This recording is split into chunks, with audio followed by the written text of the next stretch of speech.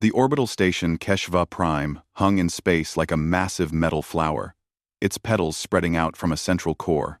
The station was huge, built by the Velthier Empire to serve as an administrative hub for 3 solar systems. Everything about it was designed for the Velthier tall reptilian beings with thick scales, heavy bones, and bodies that stood over 2.5 meters tall. The corridors were wide enough for 3 of them to walk side by side. The doors were massive slabs that would make any human feel small. Even the chairs in the common areas looked more like benches to anyone who wasn't Velthier. Dae-hyun didn't mind being small here. In fact, his size was exactly why he had a job. He crawled through a narrow access tunnel behind the main water recycling plant, his headlamp cutting through the darkness. His tool belt scraped against the metal as he pulled himself forward on his elbows. The space was barely 60 centimeters wide, just enough for him to squeeze through. A Velthier would never fit. Even the smaller species that worked on the station would struggle here. "Found it," Dae-hyun said into his comm.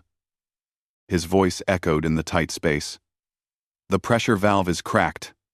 I can replace it, but I need about 40 minutes. The response came from Vel-sha, the station's command matron. Her voice was always calm, always controlled. "Proceed, human. The water system can wait that long." Dae-hyun smiled to himself. 2 years ago, when he first arrived at HFY Prime, Vel-sha wouldn't have trusted him with anything important. Humans were new to this part of space. The Velthier had only made contact with Earth 15 years ago, and most of them still saw humans as fragile little creatures who couldn't handle real work. But Dae-hyun had proven himself useful.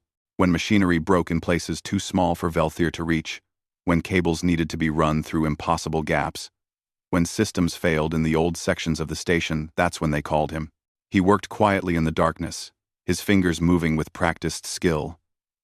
The valve came loose with a hiss of escaping steam.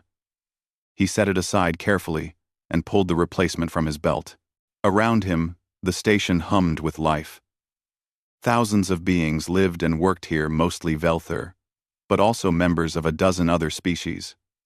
Dae-hyun was one of only 12 humans on board.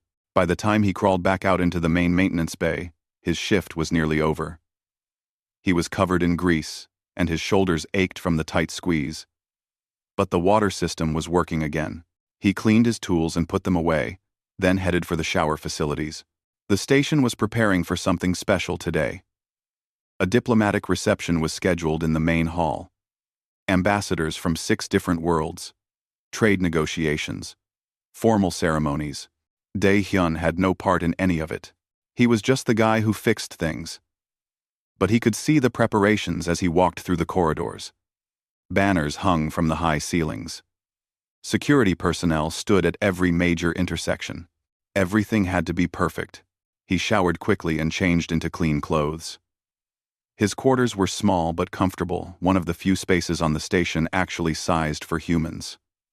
He was about to settle in with a book when his comm buzzed. "Dae-hyun, this is Vel-sha. We have a situation." He sat up immediately. Vel-sha's voice had changed. The comm control was still there, but underneath it was something else. Worry. Maybe. Or fear. "What kind of situation?" "Come to command center. Now." The command center was organized chaos when he arrived. Velthier officers moved between stations, their clawed hands flying over controls. Display screens showed schematics of the station, heat signatures, and tracking data. Vel-sha stood in the center of it all, her scales gleaming under the harsh lights. Next to her stood a male Velthier, who Dae-hyun didn't recognize, but the ornate diplomatic sash across his chest marked him as important. "Human Dae-hyun," Vel-sha said, spotting him. "This is Ambassador Drell-Koth. His son is missing." The ambassador looked at Dae-hyun with eyes that reflected real terror. "My son, Kree. He is 6 years old. He disappeared during the reception. We found." His voice broke. "We found where he went." Vel-sha pulled up a schematic on the main screen. It showed the ventilation system, the network of tunnels that carried air throughout the massive station. A red dot pulsed in the middle of the maze. Surveillance caught him entering the vent here, Velsha said, pointing. 40 minutes ago. We can track his comm signal. But we cannot reach him. The vent tunnels are 60 centimeters in diameter. Built for maintenance drones. Not living beings. Dae-hyun stared at the screen. The vent system was massive, stretching throughout the entire station. Kilometers of narrow metal tunnels, twisting and turning through the walls. And somewhere in there was a small child, alone in the dark. Can the drones get to him? Dae-hyun asked. We've tried, one of the engineers said. The older sections have electromagnetic interference. The drones lose signal and crash. We've already lost 3, trying to navigate to his position. Can you cut through the walls? Velsha's tail lashed in frustration. Yes, but it would take days. The walls in that section are reinforced structural plates. We would need to cut through multiple layers, and we would risk damaging critical systems. We would also risk collapsing the tunnels and crushing. She stopped, not wanting to finish the sentence, in front of the ambassador. Dae-hyun understood. Every solution they had would take too long. He's been crying, the ambassador said quietly. We can hear him on the comm sometimes. He's scared. He doesn't understand why we can't come get him. The command center fell silent. These were Velthir strong, proud beings who conquered solar systems and built empires. But right now, they were helpless. Their size, their strength, their technology, none of it mattered. They couldn't fit into a 60-centimeter tunnel. They couldn't reach a child who needed them. Dae-hyun walked closer to the screen, studying the schematic. His mind was already working through the problem. The vents connected to the older sections of the station, parts that had been built by a different species decades ago. He had worked in some of those areas. He knew the tunnels were tight, dangerous, and poorly mapped. He also knew something else. He could fit the temperature in the vents, he said. What is it now? Velsha checked a display. 18 degrees. But it's dropping. The night cycle begins in 2 hours. Temperatures in the unheated sections will fall to near freezing. How long can a Velthir child survive in those temperatures? The ambassador made a sound that might have been a sob. 4 hours. Maybe 5. My people are cold-blooded. We need warmth to survive. In the cold, we become slow, sleepy. If Kree falls asleep in there, he didn't need to finish. Dae-hyun understood. He looked at the schematic again. The red dot pulsed steadily, marking where young Kree was trapped. The tunnels leading to that point were a maze of twists and turns. Some sections were marked as damaged or unstable. It would be dangerous. It would be dark. It might be impossible. But Dae-hyun had spent 2 years crawling into impossible spaces. He had squeezed through gaps that seemed too small. He had fixed problems in places where no one else could go. I can reach him, he said. Every Velthir in the command center turned to look at him. I can fit in the vents, Dae-hyun continued. I can navigate to his position and bring him back. Velsha stared at him for a long moment. Then she shook her head. No. Human. You don't understand what you're suggesting. Those tunnels are kilometers long. They have sharp edges, no light. Dropping temperatures. No room to turn around. If you get stuck, we cannot pull you out. If you get lost, we cannot send help. You could die in there. Dae-hyun met her gaze steadily. Then, what's your other plan? Then, the silence that followed was his answer. They didn't have one. The engineers argued for another 20 minutes, their voices rising and falling in waves of frustration. Dae-hyun stood to the side and watched as they debated every possible solution. Cut through the walls too slow, too dangerous. Send in better drones they had already tried. The interference in the old sections made it impossible. Flood the vents with sedative gas, it might harm the child, and they couldn't guarantee it would reach him through all the twists and turns. Every idea hit the same wall. None of them could work fast enough. None of them could guarantee success. None of them could guarantee. None of them could guarantee success. None of them could guarantee success. Ambassador Drelkoth stood like a statue, his clawed hands clenched at his sides. His scales had paled to a sickly gray color. Dae-hyun had learned enough about Velthier biology to know that meant extreme stress. The ambassador's son was dying by degrees in those cold, dark tunnels, and there was nothing his father could do. "How long has it been now?" the ambassador asked quietly. 1 hour and 7 minutes, Velsha replied. Her voice was gentler than Dae-hyun had ever heard it. And the temperature? 16 degrees. Dropping steadily, Drelkoth made a sound deep in his chest, something between a growl and a whimper. He must be so afraid. He's just a child. He doesn't understand why the walls are so close, why it's getting cold, why we can't come for him. One of the engineers pulled up an audio file. "Sir, if you want to hear, we recorded his last transmission. Play it," the ambassador said. The speakers crackled to life. At first, there was just the sound of breathing fast, panicked breathing that echoed in a confined space. Then, a small voice, high and trembling. "Papa? Papa, I can't find the way out. It's dark. Papa, I'm scared." The recording ended.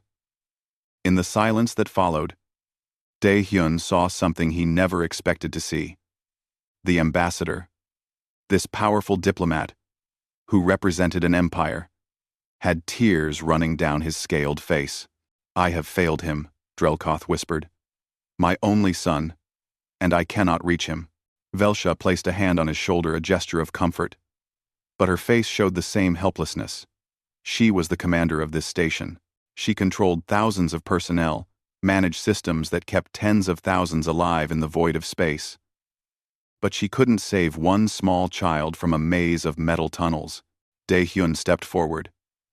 "I'm going in. Human, no," Velsha started. "There's no other option," Dae-hyun said firmly.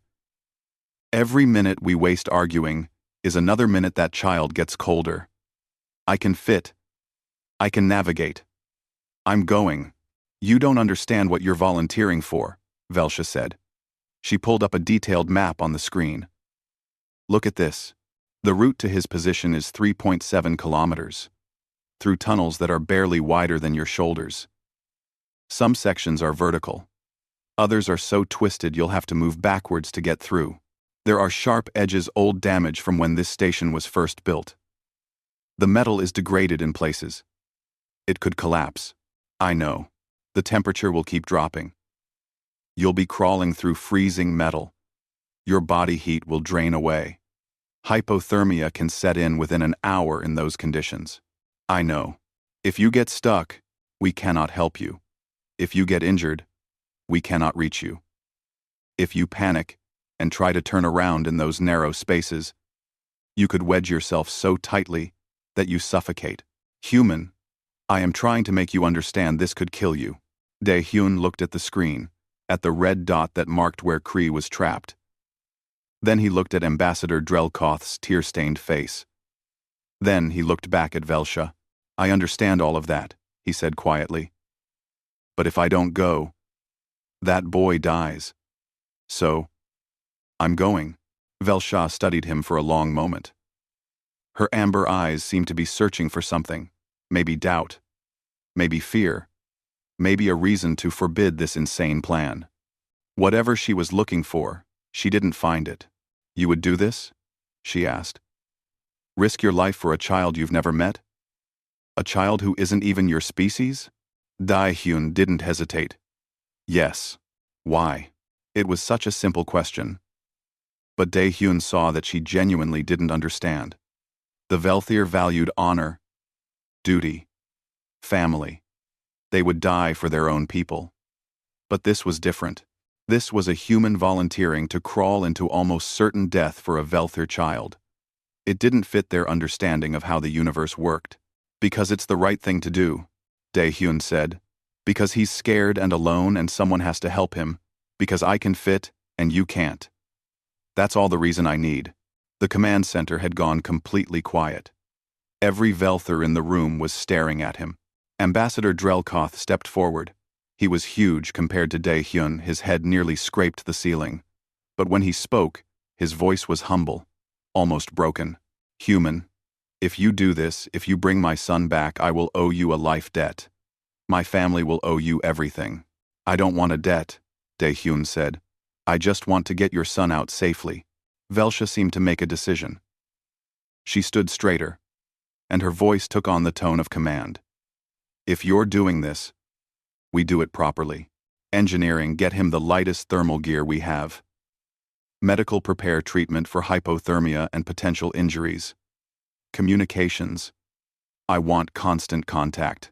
If his signal drops for more than 30 seconds, we start cutting through walls regardless of the risk. The room exploded into motion. Engineers rushed to gather equipment. Medical personnel wheeled in warming blankets and emergency supplies. Communications officers began setting up redundant channels. Dae-hyun was taken to a side room where they outfitted him with gear. They wanted to give him a heavy thermal suit, but he refused. It would be too bulky. Instead, he stripped down to a thin thermal underlayer. It would provide some warmth, but wouldn't add much bulk. They gave him a headlamp, the smallest and brightest they had, a comm unit that fit in his ear, a water pouch that he could clip to his belt, a small medical kit with basic supplies. Take this, one of the engineers said, handing him a thin emergency blanket. It's thermal reflective. If you find the boy, wrap him in this. It might keep him warm enough. Dae-hyun nodded and stuffed the blanket into his pocket. He looked at the pile of tools and equipment they had assembled. Most of it was useless. Too heavy, too bulky for the tight spaces he'd be crawling through. He took only what was essential. When he came back to the command center, the main screen showed a highlighted route through the vent system. It twisted and turned like a snake through the station's walls. This is the best path we can plot, the navigation officer said. But the schematics in the old sections are unreliable. Some of these tunnels might be blocked or damaged. You may need to find alternate routes. I understand. Velsha approached him. She was carrying something, a small device that she clipped to his belt. This is a tracking beacon, she said. We'll be able to follow your position. If you get into trouble, I'll let you know, Dae-hyun said. She looked at him for a long moment, and something shifted in her expression. Respect. Maybe. Or something deeper. The Velthier people value courage above almost everything else, she said softly. We tell stories of warriors who faced impossible odds, heroes who sacrificed themselves for others. But I have never seen courage like this. You are not a warrior. You are a maintenance engineer. You have no duty to my people. No obligation to that child. Yet you go anyway. Someone has to. Yes, Velsha said. She stepped back, and her voice became formal. Official. Human Dae-hyun, I am ordering you not to do this. It is too dangerous. I cannot in good conscience allow you to risk your life in this way. Dae-hyun smiled slightly. He understood what she was doing. If he died in there, this would protect her from blame. She had given him a direct order. I hear your order, Commander, he said, and I'm refusing to follow it. Put it in your report that I went against your direct command. Velsha nodded slowly. So noted. Dae-hyun walked to the vent entrance, a small access panel in the wall. It looked impossibly tiny. Dark. Uninviting. He could feel the cold air already flowing out from it. He turned back to look at Ambassador Drelkoth. What's your son's favorite thing? What makes him happy? The ambassador blinked in surprise. He loves water. Swimming. He would spend all day in the pools if we let him. Dae-hyun nodded. Then I'll tell him about Earth's oceans. Give him something to think about besides the dark. He got down on his hands and knees and crawled into the vent. The last thing he heard before the tunnel swallowed him was Velsha's voice in his ear. Emperor's blessing go with you, human. Bring that boy home. The tunnel swallowed all light within 2 meters. Dae-Hyun's headlamp cut through the darkness ahead, showing nothing but smooth metal walls that pressed in from all sides. He crawled forward on his elbows and knees, his body barely fitting in the 60-centimeter space. His shoulders scraped against the walls with every movement. The sound of his breathing echoed back at him, loud and harsh in the confined space. "Can you hear me?"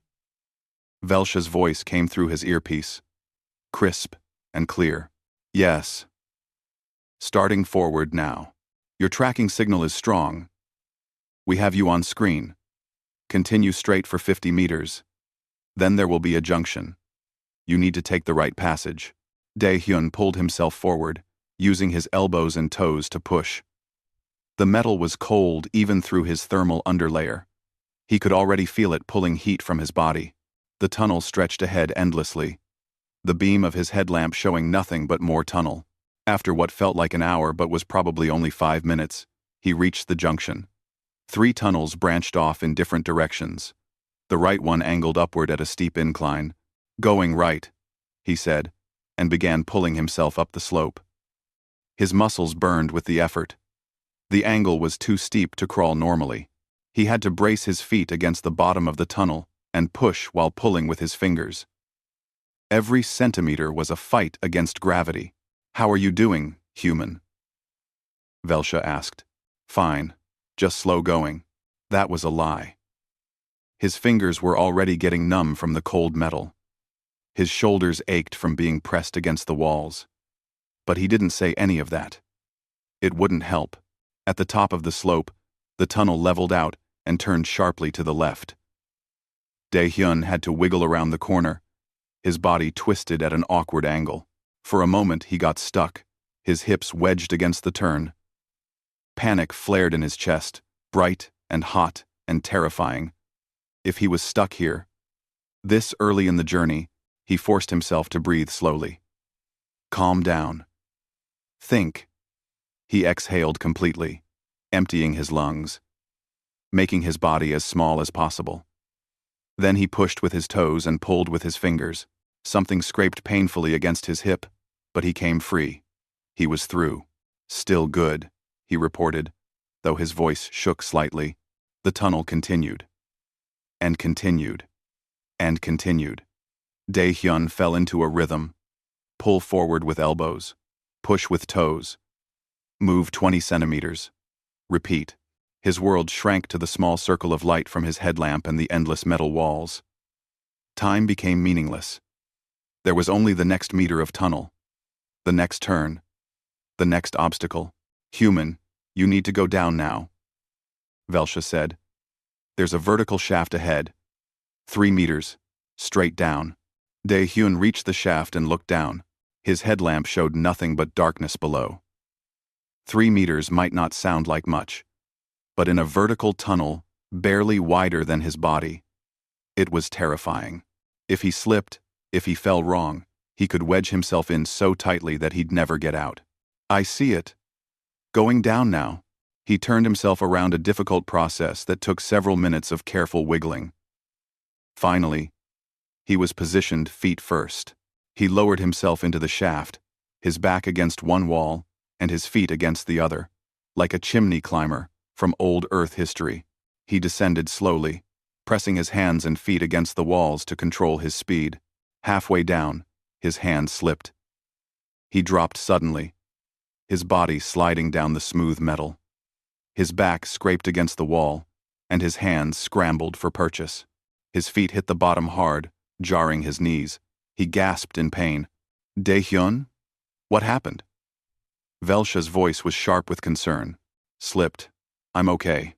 His back burned where it had scraped against the wall. He could feel wetness, probably blood, but he could still move. That was what mattered. "You're bleeding. Your biomonitor shows elevated stress responses." I said I'm okay. "Which way now?" There was a pause. Then Velsha said quietly, "Left tunnel. Continue for 80 meters. The tunnel got colder. Dae-Hyun could see his breath now in the beam of his headlamp. His fingers were going numb. He tucked them under his arms for a moment, trying to warm them. The metal walls felt like ice against his body. Temperature in your section is now 12 degrees, Velsha reported. And dropping. What about Kree? Can you still track him? Yes. His signal is stable. But human, you've been in there for over an hour. You're less than halfway to his position. Your core temperature is dropping. Maybe we should... One there. I'm not turning back. I wasn't suggesting you turn back. I was going to say maybe we should start the wall-cutting procedure. As a backup plan. Do what you need to do. But I'm still going forward. The next section of tunnel was the worst yet. It twisted like a corkscrew, forcing Dae-Hyun to rotate his whole body as he crawled. The walls were damaged here, sharp edges of torn metal jutting out at odd angles. He had to move slowly, carefully, to avoid being cut. Even so, he felt his thermal layer tear, felt something sharp scrape across his arm. Dae-Hyun, your biosigns. I know. Keep talking to me. Tell me about Kree. He stopped moving. He was shifting around before, but now he's still. That was bad. If Kree was getting too cold, his Velthier biology would start shutting down. He'd get sleepy. Slow. Eventually, he'd slip into unconsciousness. I need to move faster. No. Human. Listen to me. If you rush, you'll make a mistake. You'll get stuck or injured. Slow and steady. Dae-Hyun knew she was right, but every instinct screamed at him to hurry. Somewhere ahead in the darkness, a child was getting colder, dying by degrees, and he was crawling through these tunnels at what felt like a snail's pace. He pulled himself forward. The tunnel narrowed even more. His shoulders wedged against the walls. He had to exhale and squeeze to make progress. The metal pressed against him from all sides. Dark, cold, endless. For the first time, doubt crept in. What if he couldn't reach Kree? What if the tunnels got too narrow? What if he got stuck and couldn't go forward or back? He would die in here, trapped in the dark, his body cooling, until... No. Stop that. Talk to me, he said into the comm. Someone talk to me. I'm here, human. It was a new voice, Ambassador Drelkoth. I'm here. And my son is still alive because of you. Because you didn't give up. Because you're doing what no one else could do. I haven't reached him yet. But you will. I believe that. When my people tell stories of heroes, we talk about warriors who face down armies, who stand against impossible odds. But you're crawling through darkness and cold and pain for a child you don't know. That is true courage. That is true heroism. Dae-Hyun wanted to say that he wasn't a hero. He was just a maintenance engineer who was good at squeezing into tight spaces. But he didn't have breath to waste on words. He just kept crawling. The tunnel turned again. And again. And again. A maze of metal. Each section looking exactly like the last. Without the tracking system and Velsha's constant guidance, he would have been lost in minutes. You're close now, Velsha said. 200 meters. The tunnel ahead connects to the old station core. The sections there are in worse condition, but they're slightly wider. You might be able to move faster. 200 meters. It sounded like nothing. But at his current pace, it would take at least another 30 minutes. His shoulders hit something solid. A dead end. No, not a dead end. A panel. Welded across the tunnel.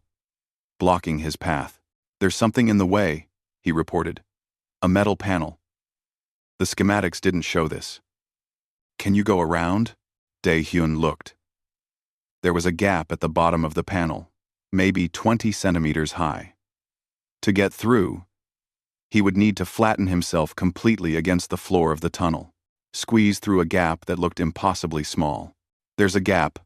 I can try. Your shoulders won't fit through a 20-centimeter gap, human. Then I'll make them fit. He positioned himself at the gap. Exhaled completely. The metal scraped across his back. His shoulders compressed painfully. For a moment, he was stuck, truly stuck, unable to move forward or back. Panic surged through him. He was wedged in. He was going to die here. Then he remembered something. An old technique from rescue training back on Earth. When trapped in a confined space, sometimes you had to make yourself smaller. He rolled his shoulders forward, collapsing his chest, making his upper body as narrow as possible. It hurt. It felt like his skeleton was being crushed. But he moved. Centimeter by agonizing centimeter, he squeezed through the gap. When he came out the other side, he lay gasping in the tunnel. His whole body shook. His hands were bleeding. His back felt like it was on fire. But he was through. That wasn't on the schematics, he said when he could breathe again. I know. I'm sorry. The old sections are full of surprises like that. Great. What else should I expect? Before Velsha could answer, a new sound echoed through the tunnels. Faint. Distant. But unmistakable. Crying. A child crying. I hear him, Dae-hyun said. His voice came out as barely a whisper. The sound was faint, distorted by the metal tunnels, but it was definitely there. A small voice, whimpering in the darkness. The sound gave Dae-hyun a surge of energy, despite his exhaustion. Kree was alive. Still conscious. Still able to cry. Kree, can you hear me? Dae-hyun called out.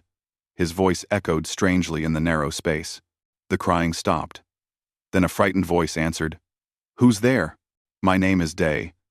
I'm coming to get you. Your papa sent me. Papa? Where's Papa?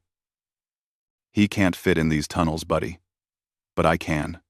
I'm almost there. Can you keep talking to me? The crying started again, but this time it was mixed with words. It's cold. It's dark. I don't like it here.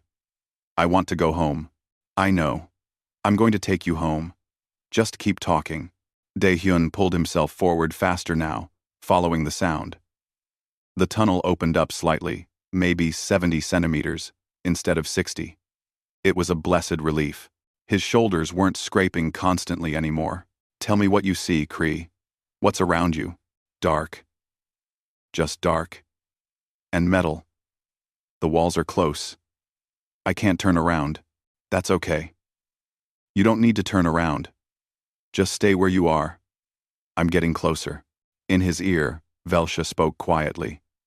Dae-hyun, you need to know Kree's temperature is very low. When you reach him, he may be lethargic, confused.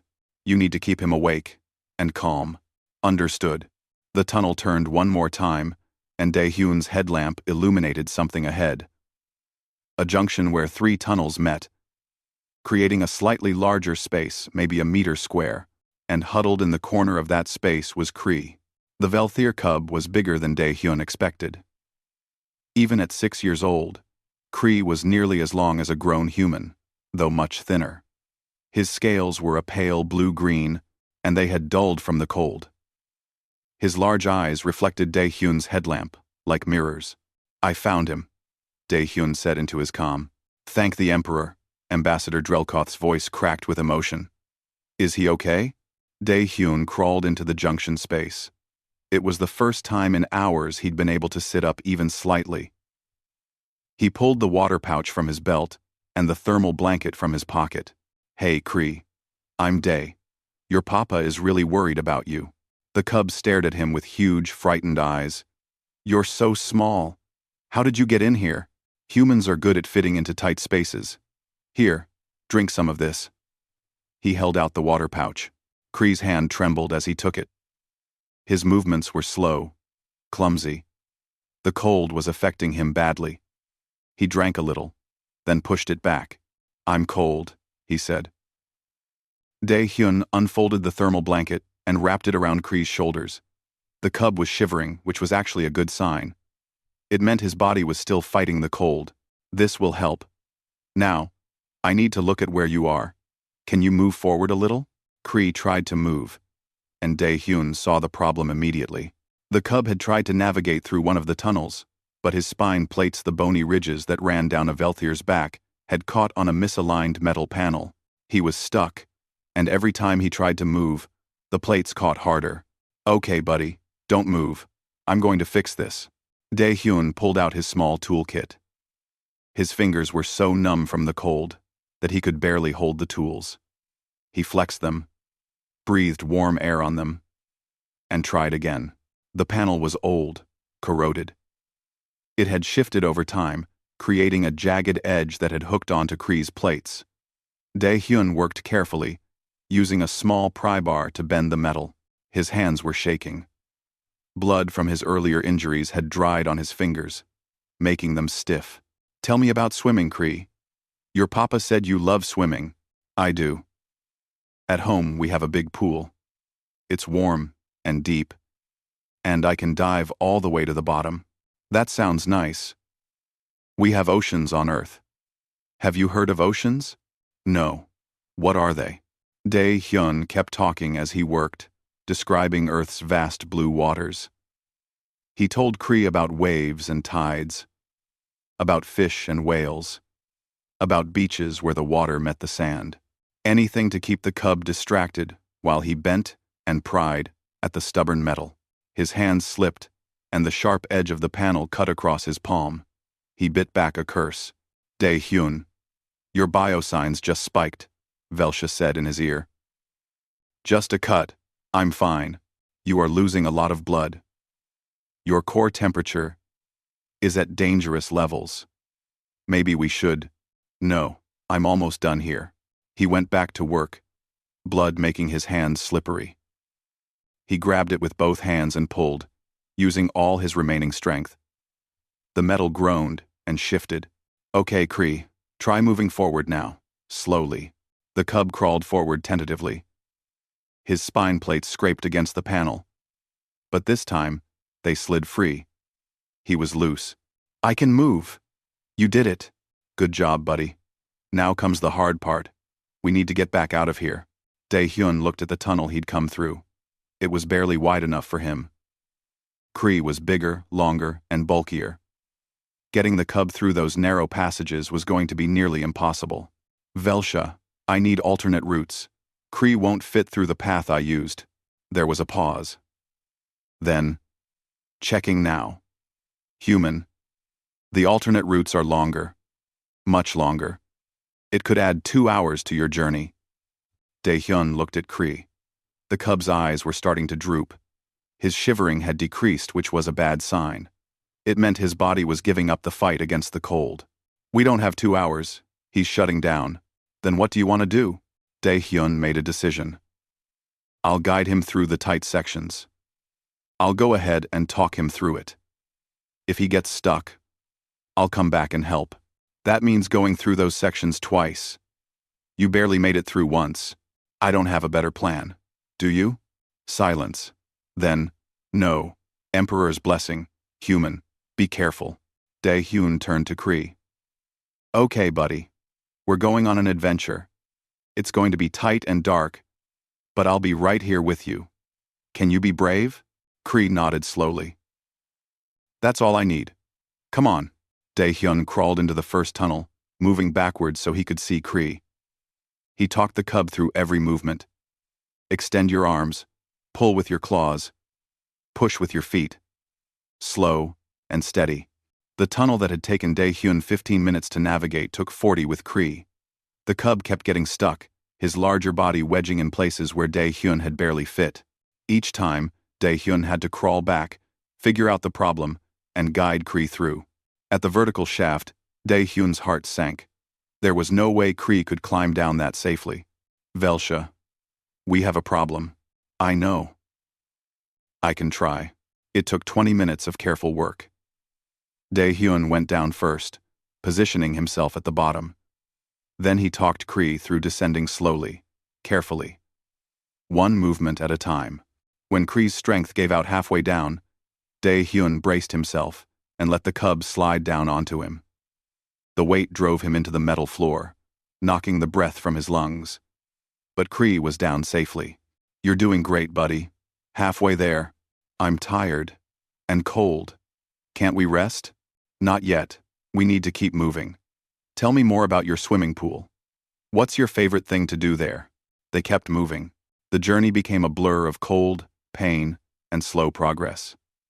Dae-hyun's body screamed at him to stop, to rest, to give up. His hands were leaving bloody smears on the metal. His back was a mass of scrapes and cuts. He was so cold that he'd stopped shivering, which meant hypothermia was setting in deep. But Kree needed him. So he kept going. The gap with the welded panel was the worst. Dae-hyun went through first, his body compressing painfully. Then he tried to talk Kree through. "I can't fit," Kree cried. "It's too small." "Yes, you can. You're skinnier than me. Flatten yourself. Make your body as small as possible." "I can't." "Kree, listen to me. Your papa is waiting. He wants to see you. But you have to be brave. You have to try." The cub whimpered. But he tried. Slowly, painfully, he squeezed through the gap. Dae-hyun grabbed his arms and pulled, and Kree came through in a rush. "See? You did it. You're so brave." "I want Papa." "Almost there. Just a little more." The last tunnel stretched endlessly. Both of them were beyond exhaustion. Kree's movements were getting slower. His responses to Dae-hyun's encouragement were getting quieter. "Stay with me, buddy. Don't fall asleep. Tell me about your favorite food." No response. "Kree? Kree, stay awake." A mumble. The cub was fading. "Velsha, he's losing consciousness. You're almost there. The exit is 50 meters ahead. Can you carry him? In these narrow tunnels?" Impossible. But Dae-hyun was beyond worrying about impossible. He grabbed Kree by the arms and pulled, dragged the cub forward, his own body scraping against the walls. His muscles screamed, his vision blurred.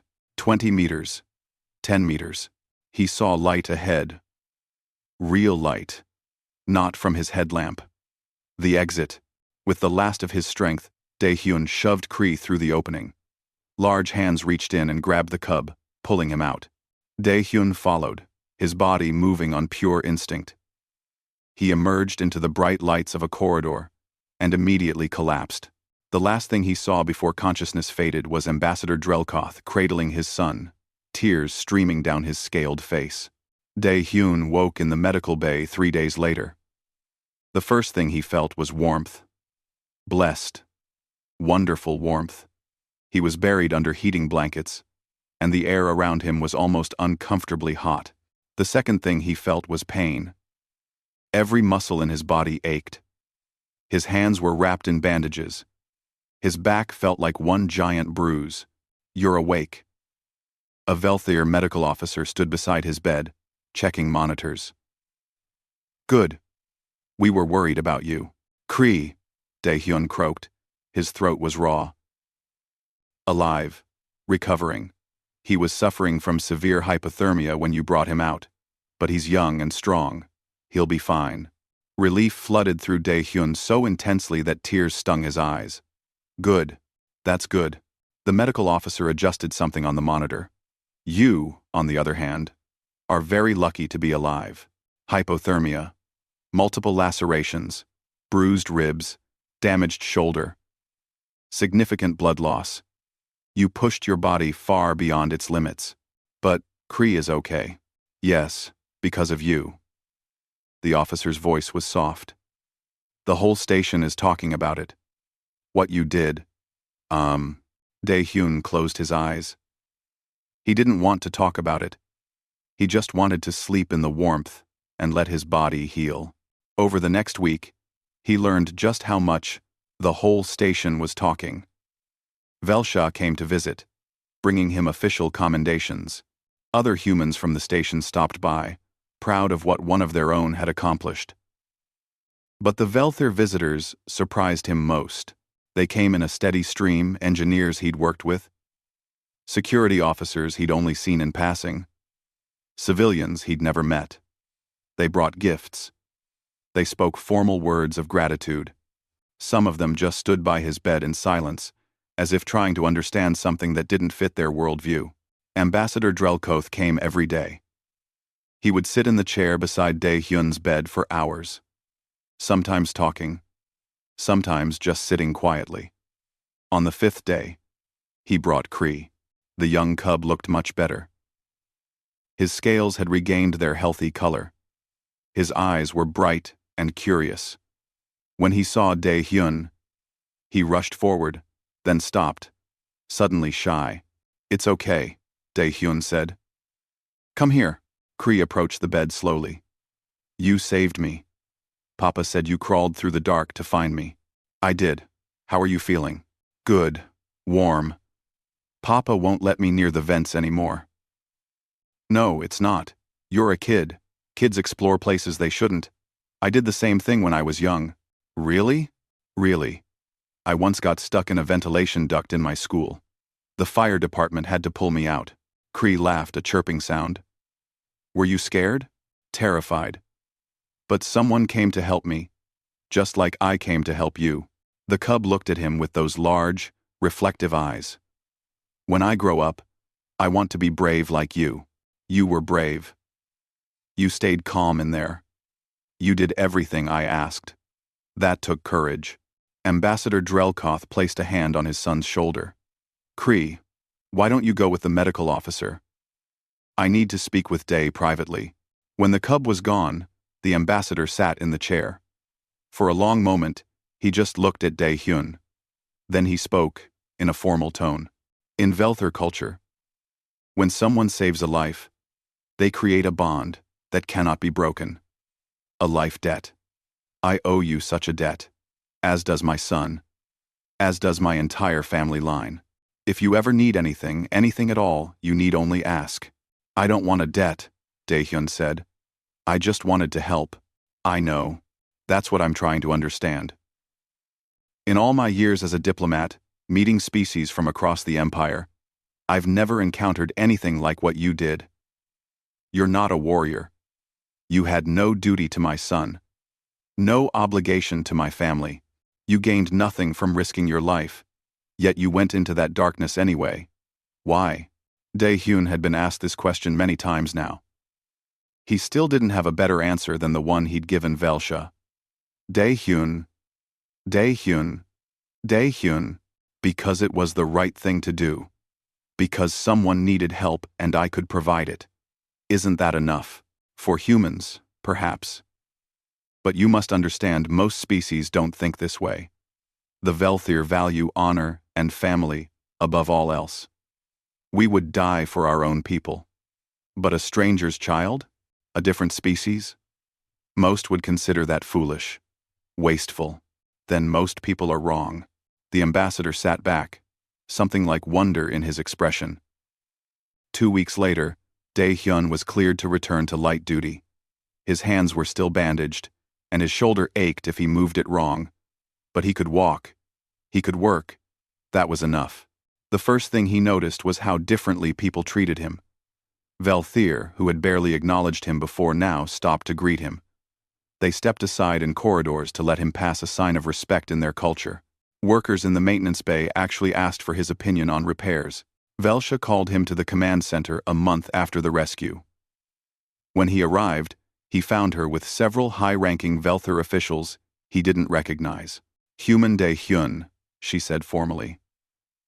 "I have been asked by the Empire Council to present you with the Star of Valor, the highest civilian honor our people can bestow. You are the first non-Velthir to receive this recognition." She handed him a small case. Inside was a medallion, beautifully crafted metal shaped like a star. "I also have a message from the Emperor himself. He wishes to offer you full citizenship in the Velthir Empire, a position on his personal staff, and a substantial financial reward."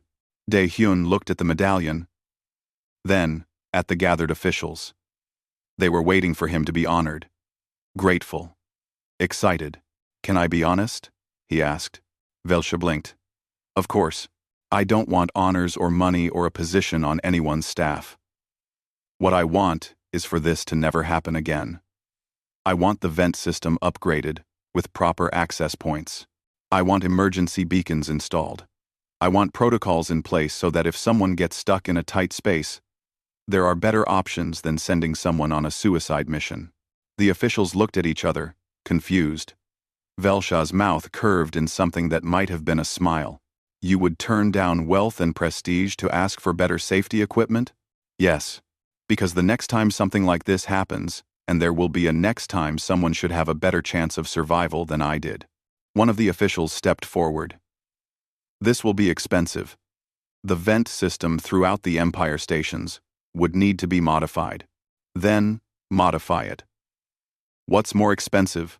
Upgrading the systems or losing lives? The official had no answer for that. It will be done, Velsha said. You have my word. The vent systems will be upgraded. Better protocols will be implemented.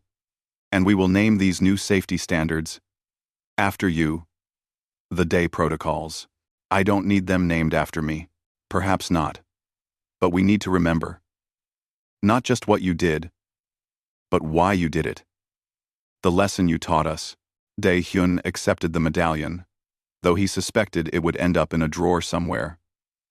The important thing was the changes that would come. The lives that might be saved. News of the rescue spread beyond the station, beyond the solar system. Throughout the Velthier Empire, the story was told and retold, the human who crawled through kilometers of freezing metal to save a child he'd never met. The story grew with each telling, acquiring embellishments and exaggerations, but the core remained true. Human recruitment across Velthier space increased dramatically, not just for maintenance positions, but for all roles. The Empire had seen what humans were capable of.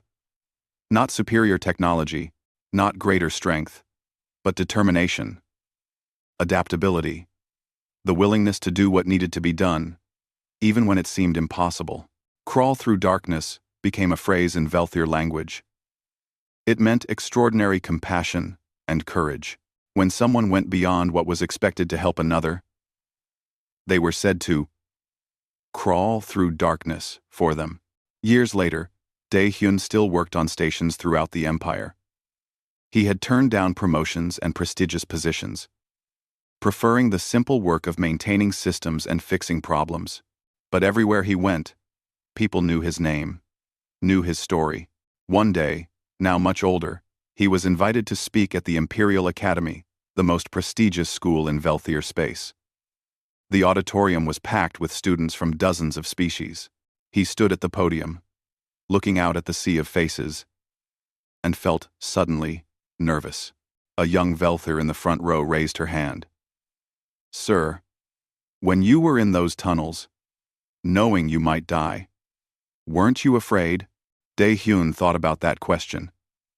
He remembered the cold, the dark, the moments when he thought he wouldn't make it, the terror that had threatened to overwhelm him. Yes, he said simply. I was terrified. Then how did you keep going? Because fear doesn't mean you stop. It means you're doing something difficult, something important. Being afraid isn't a good enough reason to give up. Another student spoke up, a human this time, young and eager. Do you think you're a hero? Dae-hyun shook his head. No. I'm just someone who saw a problem and had the tools to fix it. The real heroism would have been walking away when you could help. That I couldn't do. But why? A Velthier student stood. You had no obligation. No duty. Why risk everything for a stranger? It was the same question he'd been asked for years. The question that seemed to confuse so many species. He gave the same answer he always gave, because it was the right thing to do. But then he added something new. Something he'd learned in all the years since that cold, dark journey through the vents. Because we're all connected. All of us. Every species. Every world. When we see someone in trouble, especially someone vulnerable like a child, we have a choice. We can walk away and protect ourselves. Or we can crawl through darkness to bring them home. I chose to crawl. I'd make the same choice again. The auditorium was silent. Then, slowly, one student started clapping. Then another. Then another. Soon the entire room was applauding, not just humans, but Velthier. And members of species from across the Empire. After the lecture, an old Velthier approached him. From the scars and bearing, Dae-hyun guessed he was a retired military officer. "I fought in the border wars," the old soldier said. "I saw warriors do incredible things. Acts of courage that songs are sung about. But what you did crawling through those tunnels for a child not your own, that was braver than anything I saw in combat." "I disagree," Dae-hyun said. "What I did by choice. In my own time. Soldiers do the impossible every day, because duty demands it. Perhaps. But you had no duty. That's what makes it remarkable." Quote, as Dae-hyun left the academy that day, he passed a memorial that had been erected in the main plaza. It showed a human figure crawling through a narrow space, reaching toward a small, wealthier child. The plaque beneath read, "In memory of the day, we learned that courage needs no reason beyond compassion." A.T. Dae-hyun stopped to look at it for a moment. Then he smiled and walked on. Somewhere on this station, there was probably a system that needed fixing. A problem that required someone small enough to crawl into tight spaces. That was what he did. Fix problems. Help people. It's what he'd always done. The only difference now was that everyone remembered the day he'd crawled through darkness to bring a child home. And in remembering, maybe they'd learned something important about what it meant to help each other. Maybe that was worth more than any medal.